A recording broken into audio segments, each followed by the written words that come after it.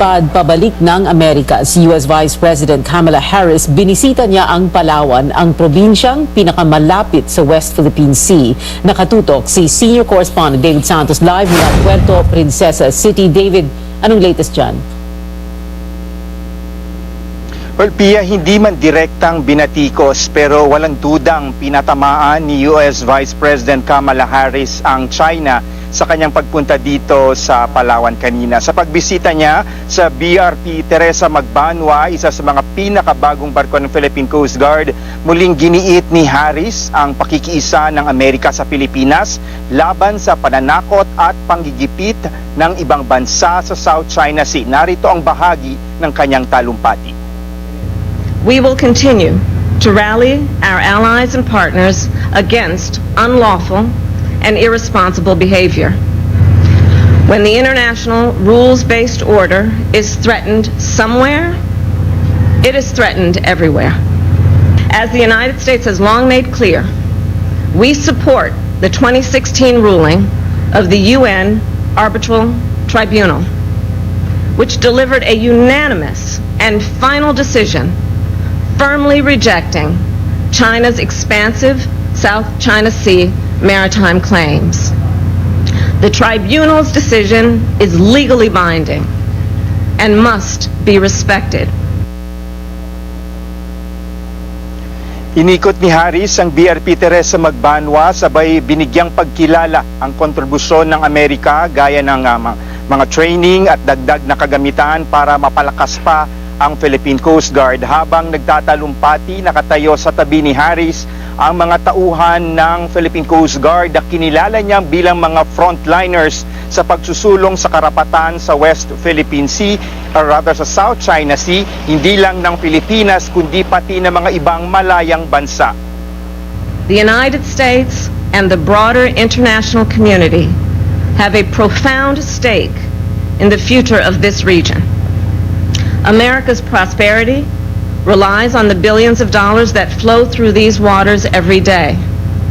And we are proud to work with you in your mission. Bago sumakay ng BRP Teresa Magbanwa, nakipagpulong muna si Harris sa mga residente at mangingisda sa isang fishing community dito sa Puerto Princesa City. Dito raw niya narinig yung mga kwento ng mga ordinaryong mamamayan kung paano nakakaapekto sa kanilang kabuhayan ang panghihimasok ng mga dayuhang barko sa karagatan ng Pilipinas. Kabilang na dito ang pangharas at pananakot, pag-ubos ng supply ng isda, pagdumi at paninira sa kalikasan. So this is how I see it. To protect the economic vitality of these communities, to protect the ecosystems they rely on, and to protect lives and livelihoods, we must uphold international rules and norms. Alam mo, Pia, ang mensahe ni Harris ng pakikisa sa Pilipinas, binigay niya sakay ng barko na nasa aking likuran na ipinangalan sa isang bayaning Pilipinas sa ating kasaysayan na nakipaglaban noon sa mga dayuhang puwersa, kabilang na ang Estados Unidos. Pia. David, kahit hindi niya talaga binanggit ang China, no, napakaliwanag kung sino talaga yung pinatatamaan. So, tinanggi na nga, David, ng Beijing, yung mga ulat kaugnay ng insidente doon sa Pag-asa Island noong nakaraang linggo. May sagot ba mga otoridad dyan sa Palawan ng Western Command, halimbawa, o ang Coast Guard? Well, Pia, tumanggi na ngang magkomento, no? Ang AFP Western Command na naglabas, yung unang naglabas ng ulat kaugnay sa konfrontasyon umano ng mga tauhan ng Philippine Navy at Chinese Coast Guard noong linggo ng umaga na sa naging pahayag ng Chinese Embassy kahapon. Ayon kay Vice Admiral Alberto Carlos, sinabihan raw siya na tanging ang Office of the Press Secretary na lamang muna ang magsasalita kaugnay sa isyong ito. Ang provincial government naman ng Palawan ayaw na rin muna magkomento hanggat hindi pa ito nakakakuha ng kompletong detalye kung ano talaga yung nangyari. Narito ang pahayag ni Palawan Governor Dennis Socrates. I'm still waiting for the formal briefing that will be given us by Western Command. So right now, I am under a self-imposed gag order. My opinion might only muddle the issues, considering that there are national security and international relations complications, angles. Patuloy naman ang pagsasagawa ng karagdagang investigasyon ng AFP Western Command at isusumite raw nila ito, yung kanilang report, maaring bukas sa Malacanang, Pia. David Santos nagulat ng live mula Puerto Princesa, Palawan. Sa pangako namang paigtingin pa ng Amerika ang seguridad ng Pilipinas, ano nga ba ang implikasyon nito sa relasyon ng bansa sa China at sa US, lalo pa ngayong umiiral ang tensyon sa West Philippine Sea? Ang sagot ng mga eksperto sa report ni Carrie Cator. Mas malakas na seguridad para sa Pilipinas mula sa Estados Unidos. Isa ito sa mga pangako ni US Vice President Harris kay Pangulong Marcos sa kanyang pagbisita sa bansa.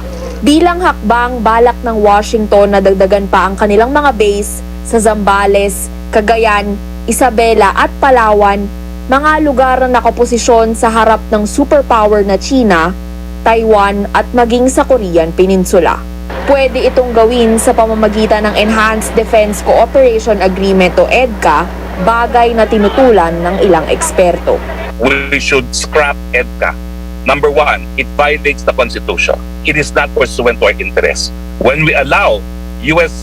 preposition equipment and troops in our country, which could be used in an aggressive war or confrontation with China, we allow our territory to be used in a manner injurious to another state. From the very beginning, I think the EDCA is unconstitutional. Not only should we disallow additional 5 bases, we should make a declaration that the previous 5 bases that they are in is unconstitutional and is an attack on our sovereignty. Naisakatuparan ng EDCA para sa implementasyon ng Mutual Defense Treaty o MDT ng US at Pilipinas. Naniniwala ang mga eksperto na dapat muling bisitahin ang MDT pero hindi na dapat ito palawakin pa lampas ng 2023. All of these things are pointed at China, and yet the pretext is they're putting up this EDCA thing supposedly to help us in natural calamities. Are they making us stupid, or are we really stupid to believe that? Under the MDT, an attack on Philippine forces will be considered as an attack on the U.S. If the attack comes from the U.S., what do? Are we involved?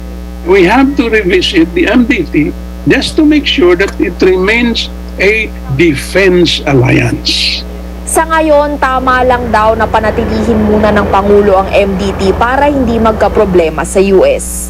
Pero kampante ang mga eksperto na hindi gagawa ang Amerika ng hakbang para lalong mapalapit ang Pilipinas sa China pati na sa Russia.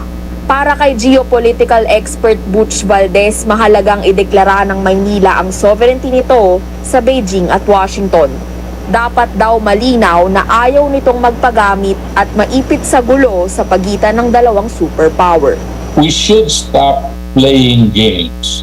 We have to assert our sovereignty and tell the people, like the United States, that their warships and war material are not welcome here in the Philippines. Give the same kind of warning to China. Iginiit din ng mga eksperto na hindi sapat ang katayuan ni Pangulong Marcos na quote, friend to all, enemy to none. Dapat daw ay may kaakibat itong aksyon, lalo na sa nagpapatuloy na tensyon sa South China Sea. Carrie Cator, CNN Philippines. Hati naman ang reaksyon ng mga eksperto sa planong Civil Nuclear Cooperation Deal ng Manila at Washington. Para kay Roque, isa lang itong show of force ng US sa mga kakompetensya nito sa nuclear energy na South Korea at France. Kung matuloy ang kasunduan ang magsisilbing legal basis para sa pag-export ng US ng nuclear equipment at materials sa Pilipinas. Naniniwala naman si Valdez na may kinalaman pa rin ito sa pagpapalakas ng EDCA. Nang tanungin rin ang China tungkol sa pagbisita ni US Vice President Kamala Harris sa Palawan, sabi naman nito wala namang pagtutol ang China sa mga pakikipag-ugnay ng Estados Unidos sa mga bansa sa Asia, pero dapat daw ay para ito sa regional peace at stability at quote, not damaging to other countries' interests. Atin namang makakausap ngayon si Philippine Ambassador to the US, Babe Romualdez, na kasalukuyan ring nasa Palawan. Magandang gabi po sa inyo. Nasa Manila, I'm sorry. Ambassador Romualdez, thank you very much for joining us. Well, can you give us very briefly, sir, a wrap-up of what transpired during the visit of US Vice President Kamala Harris, and include also, sir, what you thought of her words when she was in Palawan, when she talked about, well, without mentioning China, but obviously referring to China. Well, I think it's been very clear from the very start that the United States has already recognized our win at the Arbitral Award, and they support us completely. And I know for a fact that the United States has made it clear also that they will stand by their allies, and we have a mutual defense treaty with the United States since 1951, and we have the EDCA, which has been signed a couple of years ago. So this is an ongoing agreements that we have with the United States, which they're honoring, and we are also honoring. I think that that's very clear, and so what the Vice President Harris said that in Palawan is merely just emphasizing that kind of alliance that we have with the United States. Can you tell us a little bit, sir, also about the visits, the talks of Vice President Harris with President Marcos and also with VP Sara Duterte? Well, the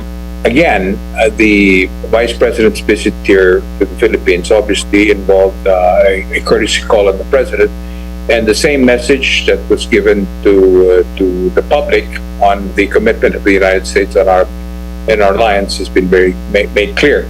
But I think what's also very important is that when President Marcos went to New York and met with President Biden, there are many things that during that meeting that was sort of like a commitment coming from the United States that you tell us what we can do to help you, especially. And as we all know, President Marcos has been very clear that he would like the economic activity between the United States and the Philippines to become much stronger and perhaps even accelerated because of the President's desire to make economic prosperity as one of his cornerstones of this administration. And so we are doing that. In fact, the United States has made many commitments along the lines of clean energy, which was mentioned in your report about the nuclear power plants that the United States is working on and developing the modular nuclear power plants for clean energy, which will also help us because we do need energy in the next 2 years. Our requirement for energy is very high. And we also are into food security, which is also another important aspect of our relationship with the United States. They're going to go into full-blast development of our agricultural sector. They're sending a number of experts here to the Philippines in the next couple of months and in the years to come to be able to help us in developing new technology for our agricultural sector. And many other aspects of our relationship have been discussed by both Vice President Harris with our Vice President on education also, of course, and with President Marcos and all those things that I just mentioned. Ambassador, let's go back to one of those aspects of our relationship with the United States defense. EDCA, it's gaining getting a lot of attention again, and we have the usual reactions. People some people complaining about how this is whether it is unconstitutional or we should not allow this. However, is the Marcos administration committed to this, that we're going to give them 5 more additional locations under the EDCA agreement? Well, first of all, the fact that the unconstitutional part that's being discussed is erroneous. This has been in effect over the past, even during I think this was signed during the time of President Noynoy Aquino, and of course, President Duterte also had the EDCA, which she also tried to abrogate the visiting forces agreement that was reinstated shortly before he left office. And so President Marcos is just continuing the agreements that have been signed long before he became president. So that is in place, and I don't think that there's any change that will be forthcoming, unless, of course, our Senate, our Congress decides otherwise, or some other mechanism that will mean for us to review this. But we review. First of all, let me be very clear that the review of the MDT has been ongoing every year. We have the Mutual Defense Treaty Board, which meets at least every year, and to just go over our, which includes the Visiting Forces Agreement, and which includes the EDCA. All of this is being reviewed by our armed forces together with the armed forces of the United States, and all the issues surrounding this to improve it or to change some of the things, the aspects of this agreement, come into that particular board or the meeting that takes place. We also have the bilateral strategic dialogue, which will take place here in Manila early next year, where all of these things again are going to be discussed to be able to complete our whole aspect of the agreement that we have, not only on our security, but also again on our economic part. And finally, Ambassador, I just want to ask you also about this incident at Pag-asa Island. Of course, Beijing denies that it ever took place. It's not based on reality daw itong report that you had a Philippine Coast Guard ship towing the debris of the Chinese-made rocket. Hinarang daw ng Chinese Coast Guard, kinuha sa kanila. Hindi daw totoo. How do we look at that? How do you look at that? Well, definitely, I think the instructions of the president was to look into it. This is not the first time it has happened, that there's been a missile that was fired and the debris fell into our shores. So, but this is being looked into very carefully, and of course, we will send the right message to China on exactly what happened there. You know, we always have to be very careful in just simply going ahead and making conclusions without really looking into these things. For as long as nobody got hurt, but the fact that it happened in our shores is something that we have to always look into, and we definitely will. Philippine Ambassador to the United States, Babe Romualdez. Sir, thank you so much for joining us tonight. Susunod, mapapalitan na nga ba si Benjamin Diokno bilang Finance Secretary? May sagot dyan si Pangulong Marcos. At higit 100 katao nasawi kasunod ng magnitude 5.6 na lindol sa Indonesia. Yan at iba pang mga dapat ninyong malaman dito sa Newsnight.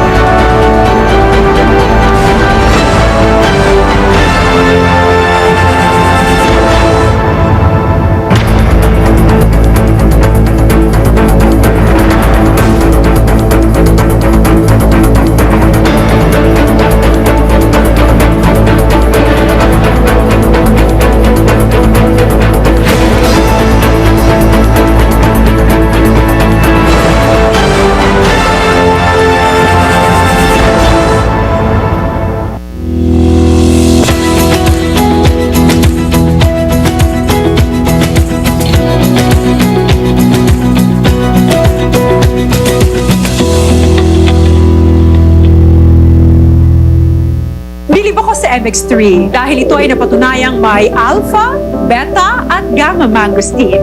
MX3 capsule helps avoid pain, discomfort para iwas sakit. Tested and proven na low sodium, cholesterol-free at fat-free. Dito ako sa tunay, natural at original. MX3. Mahalagang paalala, ang MX3 capsule ay hindi gamot at hindi dapat gamiting panggamot sa anumang uri ng sakit. Using Doña Elena olive oil helps elevate the spices and flavors of my dishes, making their aroma and taste more delicious. I use Doña Elena not just for the restaurant, but also for cooking at home. For good quality oil, use it more at home because you are serving your family. Because you and your family deserve only the best. Make it olive oil, make it Doña Elena. From Fly's. Magnolia Mayo. May choice ingredients na tatak Magnolia. At may tamang blend ng tamis-asim sarap na to make it go. Try nyo, Magnolia Mayo. When life heats up,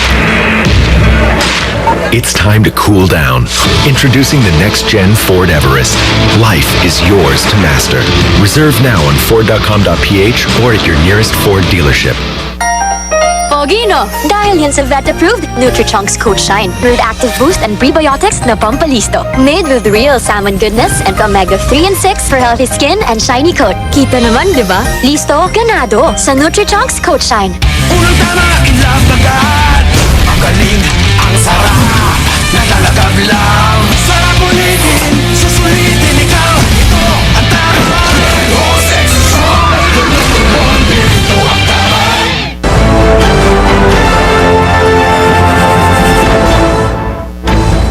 Ito ang News Nights sa CNN Philippines. Ako si Pia Ontivero. Sinagot ni Pangulong Marcos ang ilang mga isyong kinakaharap ng kanyang administrasyon. Kabilang dito ang insidente sa West Philippine Sea at ang napapabalitang balasahan sa kanyang gabinete. Alamin natin ang detalye mula sa aming correspondent na si Paige. Paige. Pia, alam mo, yun nga yung unang-unang tinanong kay Pangulong Marcos nang humarap siya sa media kanina sa Pasay City. Ang unang tanong sa kanya ay tungkol sa napapabalitang pagbabago sa kanyang gabinete, lalo na sa posisyon ng Finance Secretary. Ayon mismo sa Pangulo, hindi totoong papalitan niya ang kasalukuyang kalihim na si Benjamin Diokno. I don't know where it comes from. Why would I do that? We've assembled a great team. We're trying to go down a certain direction. It's a very, very poor time to as they say, change horses in midstream. Naunang itinanggi ni Diokno ang balitang papalitan siya ni Albay Representative Joey Salceda. Sabi ni Diokno, maganda ang relasyon nila ng Pangulo at magkaibigan sila ng kongresista.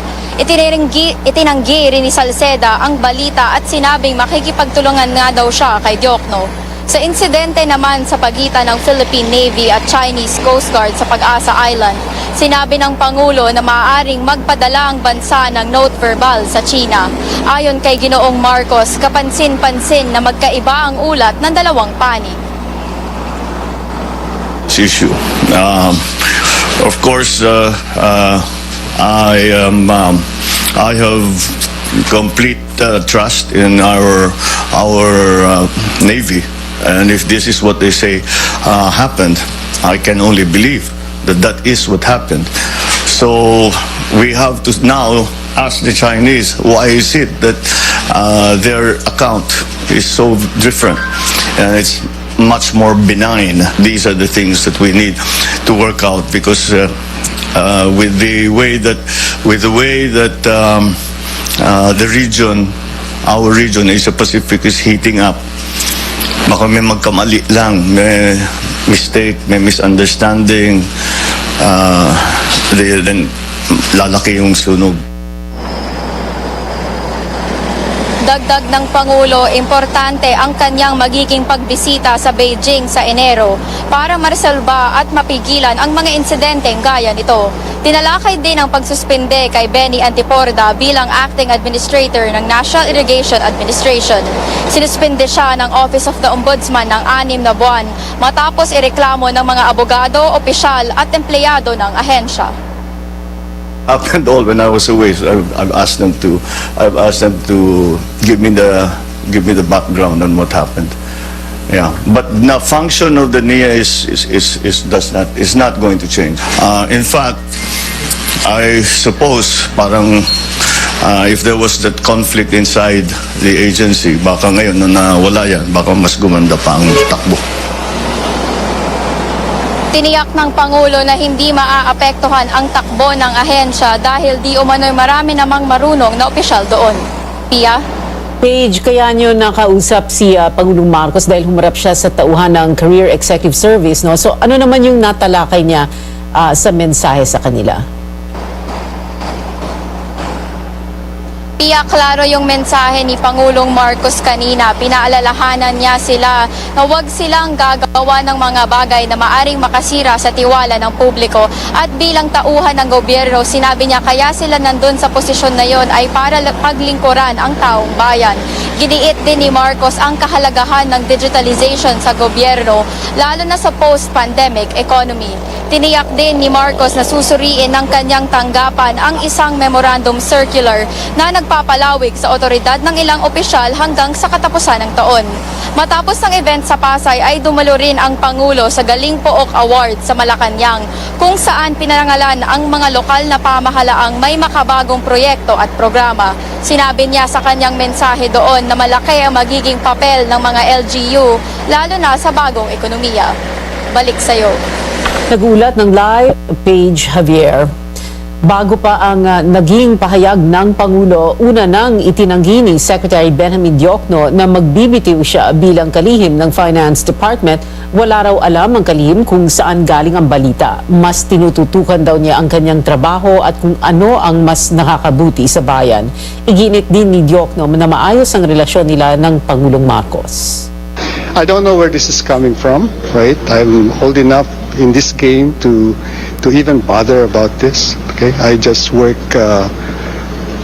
non-stop, unceasingly to do my job, and I always think of what's the greatest good for the greatest number. Okay, para sa bayan.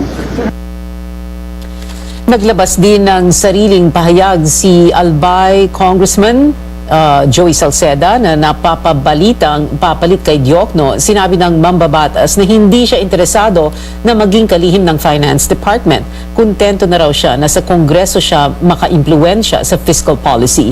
Pinabulaanan din niya na may natanggap siyang alok ng posisyon kay Pangulong Marcos. Kaibigan din daw ni Salceda si Diokno, kaya malamang na pagtatawanan na lang daw nila ang balita sa kanilang pagkikita.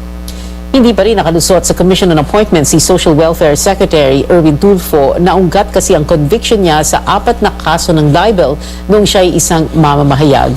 Posible raw kasing makaapekto ito sa kanyang tungkulin dahil ito ay matituring na crime of moral turpitude.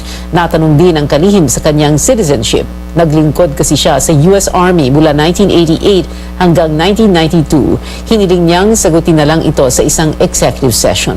Maging ang pagkakaroon niya ng mga anak sa iba't ibang babae ay naungkat din dahil sa dami ng tanong ay na-move muna ang petsa ng deliberasyon ng appointment ni Tulfo. You know, we make mistakes when we're young. I mean, come on now. I mean, we're in the media. Nobody's perfect, you know. I mean, but we make mistakes, right? But what is important is you do what you have to do. You take care of your children wherever they are, whoever they are. If it's your child, then you do what you must do to support them, to feed them, clothe them, send them to school. And most of them are professionals now, and we communicate, including the moms. That's what you want to hear. Pinatututukan ni Pangulong Marcos sa mga small-scale mining operations sa bansa. Kailangan daw bantayan ng DENR ang safety at health programs. Karamihan daw kasi sa mga maliliit na minahan ay iligal ang operasyon. Dahil dito, wala man lang silang proteksyon. Namamatay din daw mga trabahador dahil wala silang sapat na training at safety measures sa mga minahan. Handa naman daw i-review ng DENR ang mga mining law sa bansa na magsusulong sa kaligtasan ng mga minero. Balita sa ibayong dagat, hindi bababa sa 162 ang patay kasunod ng magnitude 5.6 na lindol sa Indonesia. Ayon sa West Java Governor, higit 300 katao ang sugatan habang nasa 13,000 naman ang inilikas. Sa tala ng US Geological Survey, tumama ang lindol na may 10 kilometer depth sa Cianjur region. Wala namang naging banta ng tsunami.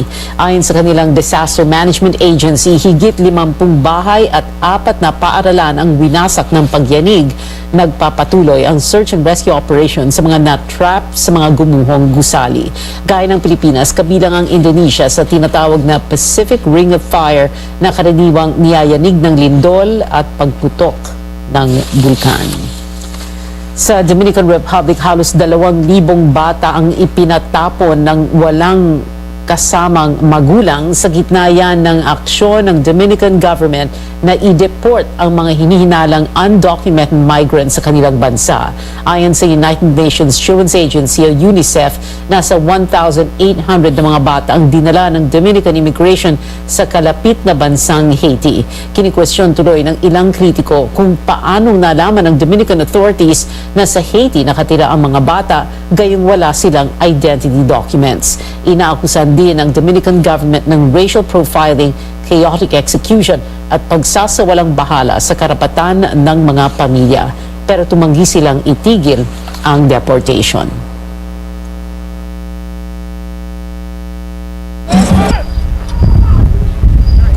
Sa Amerika, naibenta ang ilang love letters ni American singer-songwriter Bob Dylan sa halagang $669,000 US dollars o tumataginting na 38 million pesos. Ayon sa RR Auction, 44 na sulat ang ipinadala ng binatang si Bob sa kanyang nobya na si Barbara Ann Hewitt. Isinulat dito ng singer ang kanyang mga pangarap sa pag-awit at ang nararamdaman kay Barbara. Na kay Barbara pa rin ang mga sulat hanggang sa mamatay siya noong 2020. Ilan sa mga sikat na awitin ni Bob ang Like a Rolling Stone at Mr. Tambourine Man.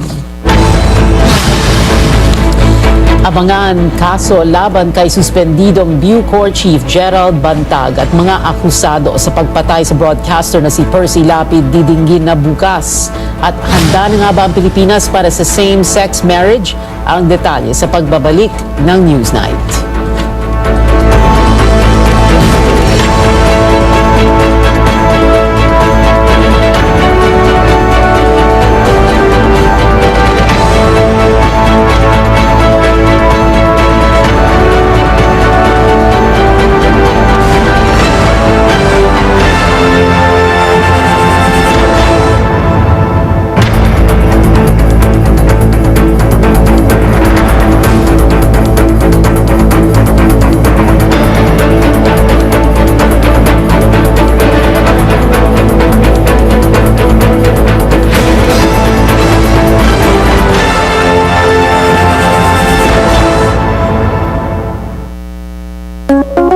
Enjoy life's natural goodness with Organique, Brazil superfood to keep you healthier and stronger. It's not just a drink, it's a lifestyle. Kahit may mga kanya-kanyang trabaho na, may oras pa rin para magkita-kita itong magkakaibigan para mag-banding at mag-basketball. Tuon-tuma na labanan ngayon, one team pa rin sila kahit anong mangyari. Yan ang barkadang basketballista.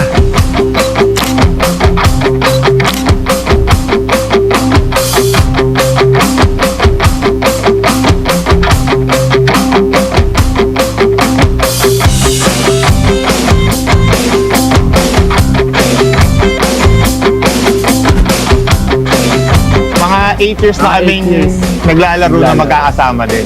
Doon yung nabuo yung magandang pagsasamahan namin. So usually, pagdating ng weekends, nagkikita-kita pa rin para maglaro. Outside ng school, form ng bonding na rin namin as magkakaibigan.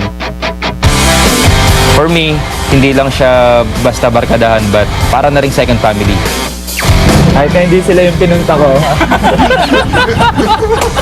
Kahit na hindi basketball yung pinunta ko, nag-hangout kami, kinakamusta ko sila bawat isa. Ano, dating gawin tayo? Pwede! 2 bots lang ha? Ano, girl tayo? Tara! Tara na! Laruan na yun. Sino ba ang talo? Sila. Sino ba? O, paano ba yan? Papabira na ako. Sige, sige. Boss, apat na San Miguel Peltisen dito. So ibig sabihin kung hindi pa sila natalo kanina, hindi pa sila magpapabira, no? Ay, malamang, gano'n.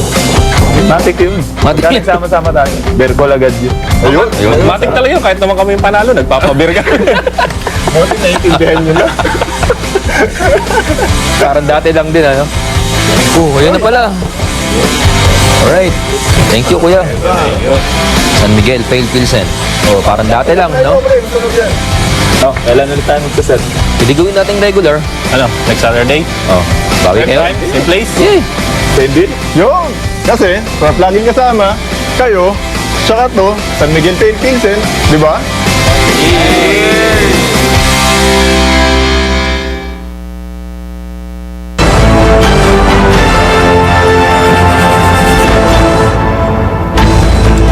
Balikan natin ang pinakamalaking balita ngayong araw bago lumipad pabalik ng Amerika si US Vice President Kamala Harris. Binisita niya ang Palawan, ang probinsyang pinakamalapit sa West Philippine Sea. Hindi man direktang binatikos pero tila pinatatamaan ni Harris ang China sa kanyang pagpunta sa Palawan. Sa pagbisita niya sa BRP Teresa Magbanwa, isa sa mga pinakabagong barko ng Philippine Coast Guard, muling giniit ni Harris ang pakikiisa ng Amerika sa Pilipinas laban sa pananakot at panggigipit ng ibang bansa sa South China Sea. We will continue to rally our allies and partners against unlawful and irresponsible behavior. When the international rules-based order is threatened somewhere, it is threatened everywhere. As the United States has long made clear, we support the 2016 ruling of the UN Arbitral Tribunal, which delivered a unanimous and final decision firmly rejecting China's expansive South China Sea maritime claims. The tribunal's decision is legally binding and must be respected. Iniikot ni Harris ang BRP Teresa Magbanwa sabay binigyang pagkilalang kontribusyon ng Amerika gaya ng training at dagdag na kagamitan para mapalakas pa ang Philippine Coast Guard. Bago nito, nakipagpulong din si Harris sa mga residente at mangingisda sa isang fishing community sa Puerto Princesa. Pinabulaanan ng Chinese Embassy ang kwento ng militar ukol sa nangyaring tapatan ng tropa ng Philippine Navy at Chinese Coast Guard sa Pag-asa Island noong linggo. Iniulat kahapon ng Western Command sa Palawan na kinolekta ng Navy ang pinaniniwala ang piraso ng Chinese rocket na namataang palutang-lutang malapit sa Pag-asa Island bago mag-alas 7 ng umaga. Pero habang hinihila ito ng mga sundalo, hinarang raw sila ng Chinese Coast Guard.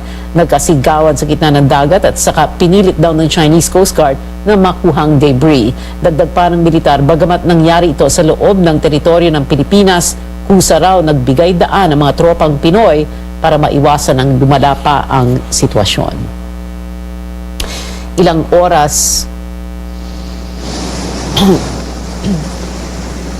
oras matapos ang insidente, nakarinig naman ng sunod-sunod na pagsabog ang mga nasa Pag-asa Island, pero kinukumpirma pa rin ng mga otoridad kung ano at kung saan ang pinanggalingan ng mga umano'y pagsabog. Sagot naman ng Chinese Embassy, ang mga ulat na ito ay hindi pareho sa mga tunay na nangyari. Ayon daw sa kanilang Foreign Ministry, nakita na ng Chinese Coast Guard ang piraso ng rocket na lumulutang sa dagat, pero bago pa man nila ito nakolekta, nakuha na ito ng Navy o ng Philippine Navy. Matapos daw ang, quote, friendly consultation, isinauli naman ng Philippine Navy ang rocket debris at nagpasalamat pa raw ang Chinese Coast Guard sa mga ito. Wala umanong nangyaring pagharang at forceful retrieval o pag-agaw ng debris. Tumanggi nang magkomento ang mga AFP Western Command sa naging pagtanggi ng Chinese Embassy. Ayon kay Vice Admiral Alberto Carlos, sinabihan raw sila ng tanging ang Office of the Press Secretary na lang muna ang magsasalita sa isyung ito. Ang provincial government naman ng Palawan ayaw na rin muna magkomento hanggat makakakuha ito ng kumpletong detalye kung ano talaga ang nangyari. I'm still waiting for the formal briefing that will be given us by Western Command. So right now, I am under a self-imposed gag order. My opinion might only muddle the issues, considering that there are national security and international relations complications, angles. Patuloy naman ang pagsasagawa ng karagdagang investigasyon ng Western Command at isusumite raw nila ang kanilang report maaring bukas sa Malacanang. Tuloy na bukas ang preliminary investigation sa inihaing reklamo laban kay suspended Bureau of Corrections Chief Gerald Bantag kaugnay sa kasong pagpaslang sa radio broadcaster na si Percy Lapid. Kahapon lang natanggap ng abogado ni Bantag ang subpoena. Paano kaya makakaapekto ito sa takbo ng kaso? May report ang aming senior anchor correspondent, Pinky Webb. Walang nakikitang problema si Justice Secretary Boying Remulla kung humingi ng extension ang kampo ni suspendidong Bureau of Corrections Chief Gerald Bantag para sagutin ang mga reklamong inihain laban sa kanya. Sa programang The Source, sinabi ng kalihim na hindi ito makakaapekto sa proseso ng kaso. That will be up to the prosecutors, but I think that usually we grant these motions. These motions are usually granted by the prosecution.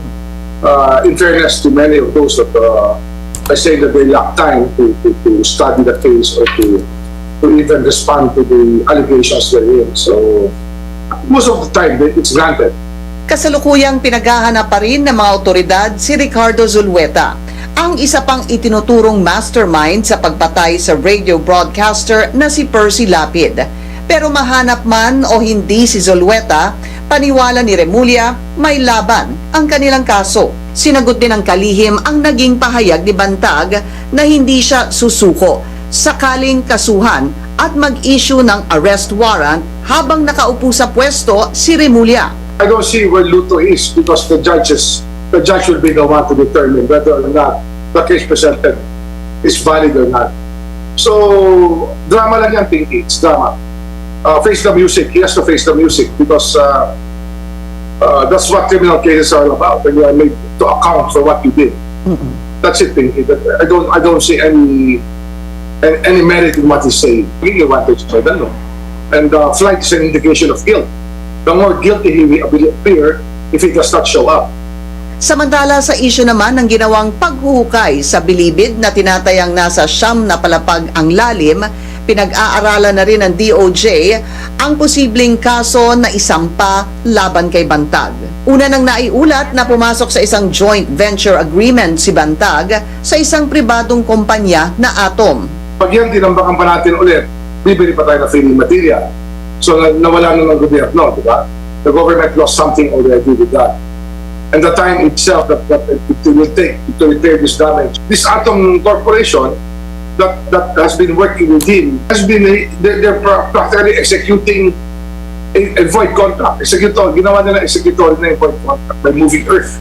Kasi dapat yan, groundbreaking lang yan nung inimbita nila ang Pangulo ng Pilipinas, President Duterte, noong 2020. December 2020 yata yun, nung inimbitahan nila 2 years ago para mag-groundbreaking. Yung nalaman ng PMS na walang basis itong joint venture agreement na to in law, ay hindi nila pinayagan pumunta ang Pangulong Duterte doon. So, if they try to this contract, this can also constitute some sort of plunder. Kasi kung talagang binenta niya na at lahat, talaga may loss na sa gobyerno dyan. Meron na siyang attempt to get property of government without passing through the process. Isiniwalat din ng kalihim ang problema pagdating sa mga kabahayan sa likod ng medium security compound na kumukonek sa kuryente ng kulungan sa pamamagitan ng jumper. May jumper sila papunta sa likod. Very dangerous. Saka masusunog yung linya natin sa loob ng medium security. Kung puro jumper papunta likod. 200 bahay na naka-aircon. Who lives there, sir? Bucor personnel. O kaya yung mga paupahan nila. Rental homes na pinapaupahan nila sa labas. Nagpapaupa ho sila ng bahay? Sa labas? Yes. O ganun nga eh. Kaya nga kailangan i-upload na natin, saraduhan na natin itong Muntinlupa dito. Okay. Kasi nga parang ano na to, naging kanya-kanyang nakaw na eh. Kanya-kanyang kalokohan na. Pati nga, kung titingnan natin, Pinky, pag hindi natin tinigilan talaga ang mauubos ang lupa dyan. Nasa kamay na raw ni Pangulong Bongbong Marcos kung tuluyan na nitong sisibakin si Bantag sa pwesto. Pinky Webb, CNN Philippines. Nababahala ang pamilya Mabasa sa balitang patay na si Bucor Superintendent Ricardo Zulueta. Ayon kay Roy Mabasa, kapatid ni Percy Lapid, nagpunta ang NBI at PNP sa dalawang address ni Zulueta pero hindi rin daw ito natagpuan. Maging ang pamilya raw nito ay walang alam at contact sa kanya. Dadalo raw bukas si Mabasa sa preliminary investigation at umaasang sisipot din si Bantag. Napakalaking concern yan, hindi lang sa akin, kundi sa publiko. Kasi ina-expect ng publiko na lalabas ang katotohanan dito sa mga pahayag na ginawa ng mga gang leaders na idinadawit yung pangalan ni Ginoong Zulueta at ni Ginoong Bantag. Kung mawawala si Ginoong Zulueta, ay magkakaroon ng vacuum doon sa ginawang investigasyon, sapagkat madalas na nabanggit yung pangalan ni Ginoong Zulueta doon sa affidavits ng mga gang leaders. Hindi pa raw handa ang Pilipinas para sa same-sex union at sa pagpasa ng Sexual Orientation, Gender Identity and Expression o SOGI Bill. Ito ang iginiit ni Justice Secretary Remulla nang tanungin sa isang press briefing kahapon. Malabuan niya na maipasa ang ganitong batas sa Pilipinas kung saan karamihan ay Katoliko. And it's a matter of policy that whether we will accept it or not. And I think that we know as a country that we are not ready for that. That's the only thing that's sabi natin culturally, our values may conflict with many of the values that they want to impose upon us. Kaugnay ng balitang yan ay nagkasagutan ang religious at family-oriented groups at LGBT advocates sa pagdinig ng Anti-Discrimination Bill sa House of Representatives kahapon. Umalma rin ang ilang human rights groups sa mga naging pahayag ni Justice Secretary Remulla sa ginanap na Universal Periodic Review sa Geneva, Switzerland. Iginit nila na taliwas sa sinabi ni Remulla, hindi umano sinisira ng civil society groups ang reputasyon ng Pilipinas sa international stage at handa daw silang makipagtulungan sa gobyerno para mapabuti ang kapasidad ng bansang matugunan ang human rights violations. Si Remulla ang kumatawan sa Pilipinas sa Universal Periodic Review na ginawa sa Geneva. Sa halos 300 rekomendasyon, 200 lang ang tinanggap ng Pilipinas. Kabilang sa mga hindi tinanggap ay ang issue ng same-sex marriage, abortion at divorce. Ang mga ito raw ayon kay Remulla ay may conflict sa kultura at relihiyon ng bansa. Yung hindi nila pagpayag na sumailalim ulit tayo sa Rome Statute or sa International Criminal Court, no? At yung hindi sila magko-cooperate sa ICC. Napakalaking manifestasyon yon na may impunity sa Pilipinas. Red tagging is a prelude to the killing. It lays down the premise of the killings and therefore that creates in itself impunity. Samantala, nanawagan ng dagdag sahod at seguridad sa trabaho ang ilang grupo ng manggagawa sa gobyerno, kabilang ang mga grupong kawani laban sa kontraktualisasyon at National Public Workers Congress sa mga umaapela ng dagdag sahod. Mungkahin nila ang nagawing 33,000 pesos ang minimum wage kada buwan ng isang manggagawa para makasabay sa patuloy na pagtaas ng mga bilihin. Hiling din nila na mula 2,000 ay itaas sa 5,000 pesos ang allowance ng mga nagtatrabaho sa gobyerno. Sa katapusan ng buwan, inaasahan ang mas malawakang pagmarcha ng mga grupo ng manggagawa para sa kanilang hinihiling na taas sa sweldo. Nitong Hunyo lamang, huling nagtaas ng minimum wage sa Metro Manila na nasa 570 pesos. Batay sa datos ng IBON at nabinatay din naman sa datos ng National Wages and Productivity Commission na dapat ang 5 kataong pamilya 1,100 ang kikitain kada araw. So times 30, 33,000 yan. At kaya nyo naman pong i-imagine nyo na ganun talaga ang, kumbaga, kung gusto mong mabuhay ng desente, ang iyong pamilya, dapat mga ganung halagang tanggapin na sahod ng mga kawani at pati na rin sa mga manggagawa sa pribadong sektor. Yung sinasahod ngayon ng mga kawani, halos di na sumasayad sa kamay ng mga pambayad utang, tapos ang taas ng mga bili, mas mararamdaman pa yan ngayong Pasko.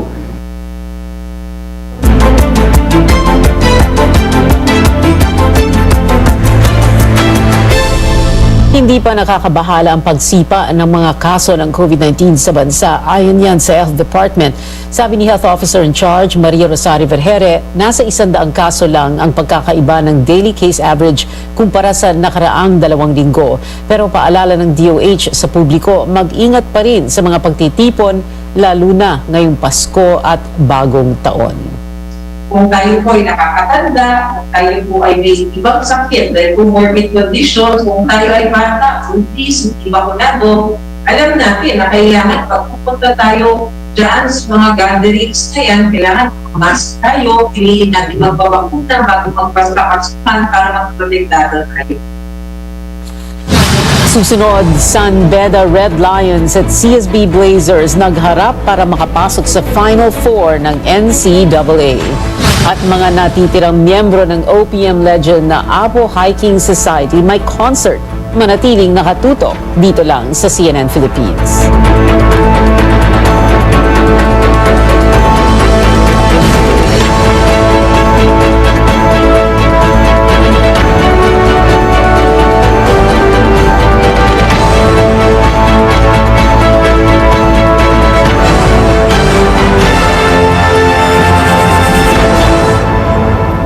Mula sa Jolly Heartmate Canola Oil, walang kapantay. Sinira mo ang pagkain.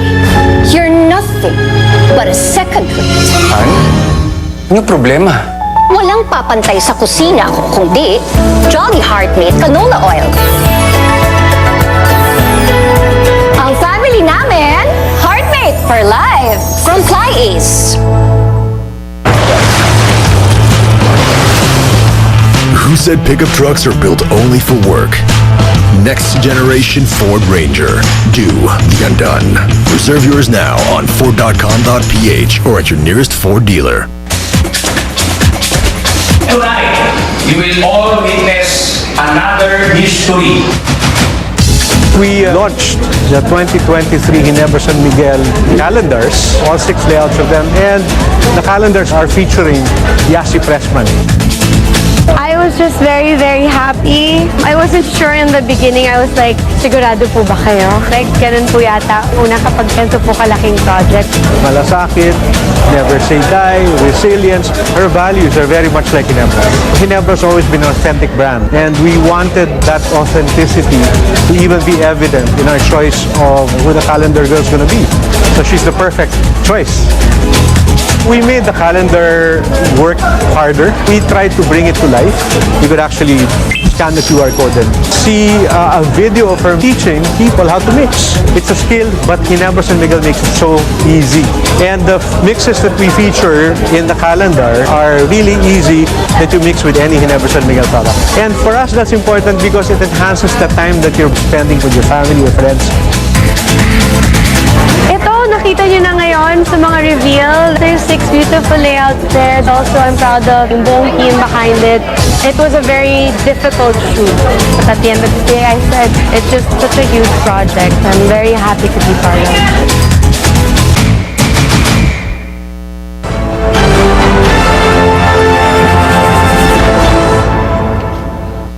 Ito ang Newsnight dito sa CNN Philippines. Muli ang pinakamalaking balita ngayong araw. Nakalipad na pabalik ng Amerika si US Vice President Kamala Harris. Pero bago yan, binisita niya ang Palawan, ang probinsyang pinakamalapit sa West Philippine Sea. Pinaliwanag ni Philippine Ambassador to the United States Babe Romualdez ang kahalagahan ng pagbisita sa bansa ni Harris. Sa panayam ko sa kanya kanina, sinabi ng opisyal na pinagtibay pa lalo nito ang matagal ng relasyon ng Pilipinas at Estados Unidos.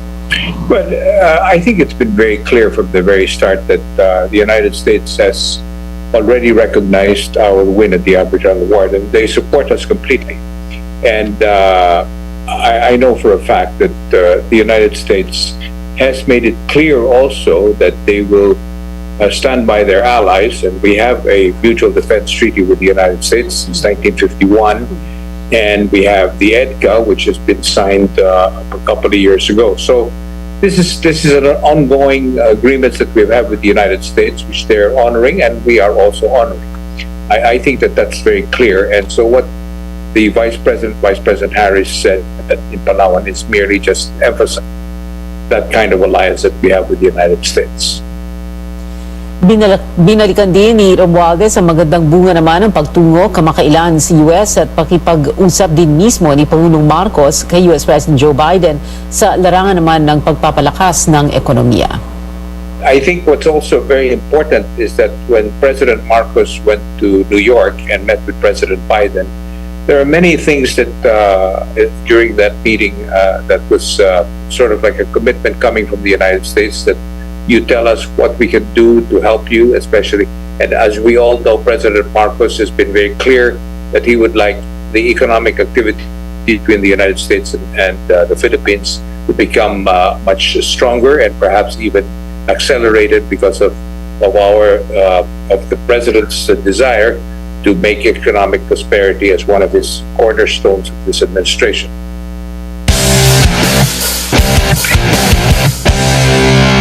Nagtamo ng ankle injury ang tinaguriang The Saint na si Dwight Ramos sa laban ng Levanga Hokkaido kontra Kyoto Hanaris sa Japan B-League 2022-2023 season noong nakaraang linggo. 5 minuto na lang ang natitira sa fourth quarter nang magkaroon ng right ankle sprain si Ramos matapos mag-layup at bumagsak sa paa ng kalaban.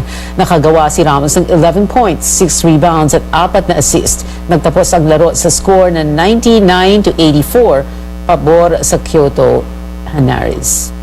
Sa NCAA, nagharap kanina ang San Beda Red Lions at College of St. Benilde Blazers para makapwesto sa Final Four ng Liga. Parehong determinadong makapasok ang dalawang koponan sa Final Four at makakuha ng twice-to-beat advantage. Lamang ang San Beda noong halftime sa score na 51-42 pero bandang huli ay nanalo ang CSB sa score na 82-73.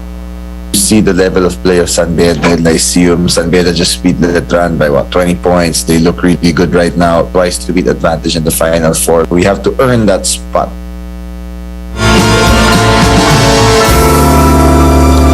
Sa entertainment, ang American singer na si Taylor Swift humakot ng parangal sa American Music Awards. Ang balitang yan at iba pang showbiz updates ihatid sa atin ni Sam Sadwani. Sam.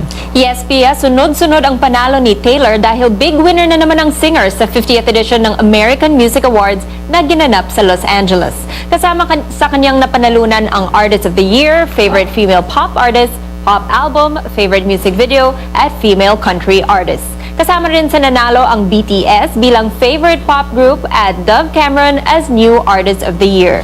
Kamakailan lang humakot din ng award si Taylor sa MTV Europe Music Awards. Sa ibang balita, makakasama ang history-making Pinoy pop group na SB19 sa much-awaited Head in the Clouds Manila concert na gaganapin ngayong Disyembre. Makakasama nila sa konsyerto ang Japanese singer na si Joji, Chinese singer na si Jackson Wang, pati na rin ang Indonesian artist na sina Nicky at Rich Brian. Ang concert ay gaganapin sa December 9 and 10 sa SM Festival Grounds sa Parañaque City. Speaking of concerts, 2 na lang po sila. Magtatanghal ang mga natitirang membro ng OPM legend na Apo Hiking Society ngayong Disyembre sa Muntinlupa City. Magkakaroon si Jim Paredes at Boboy Garovillo ng isang special show na gaganapin sa 19 East sa December 8. Inanunsyo ito ni Paredes sa isang Facebook post kung saan sinabi niya na he's both excited and nervous daw. Only 200 seats are up for grabs sa special show na ito. Kamakailan lang pumanaw ang kanilang miyembro na si Danny Javier. At yan ang update sa Showbiz Spotlight para sa araw na to. Balik sa iyo, Pia. Maraming salamat sa iyo, Sam Sadwani. 33 araw na lang bago magpasko. At yan ang mga kailangan ninyong malaman ngayong Martes, November 22. Magkita-kita ulit tayo bukas dito sa CNN Philippines. Ako si Pia Ontiveros at ito ang Newsnight.